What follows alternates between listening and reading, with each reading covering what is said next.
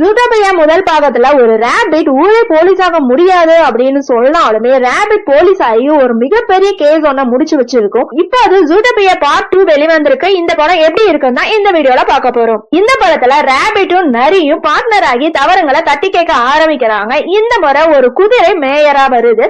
அந்த குதிரை உதவியுடன் லிங்க்லி குடும்பம், அதாவது பூனைகள் ஒரு புக்கை பாதுகாத்துட்டு வராங்க.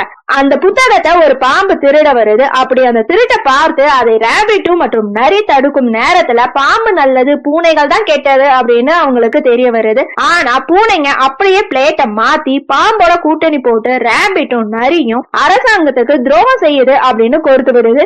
இதுக்கப்புறம் நரியும் ரேபிட்டும் அந்த தந்திர வலையில இருந்து தப்பிச்சு பாம்புகளை காப்பாத்தி பூனைகளை பிடிச்சாங்களா இல்லையா அப்படிங்கறதான் படத்தோட மீதி கதை. முதல் பாகம் ரேபிட்டும் நரியும் இதுல கப்பலாக மாறுறதும் அதுங்க மோதி கொண்டு பிறகு ரொமான்ஸ் செய்யறது என்ன கொஞ்சம் அலும்பாதான் இருக்கும். முதல் பாகத்துல உரையாடவே நிறைய இருக்கும், ஆக்ஷன் கம்மியா தான் இருக்கும். ஆனா இந்த படம் ஆரம்பத்துல இருந்தே ஆக்ஷனா தான் கொண்டு போறாங்க. அதிலும் நீர்வாசிகள் தங்கும் இடத்துல பள்ளியை தேடி செல்லும் இடமும் அங்க நடக்கும் ஆக்ஷன் எல்லாமே 3Dல பார்க்கும்போது அவ்வளவு அழகா இருக்கு. அதிலும் தமிழ் டப்பிங் அவ்வளவு அட்டகாசமா கொடுத்திருக்காங்க. ஒவ்வொரு விலங்கிற்கும் ஒவ்வொரு டைப்ல தமிழ் டப்பிங் கொடுத்து அசத்தி இருக்காங்கன்னே சொல்லலாம். குறிப்பா 2 ஆடுகள் ஒரு காட்சியில வருது. 5 நிமிஷம் வந்தாலும் செம கலகலப்பா இருக்கு.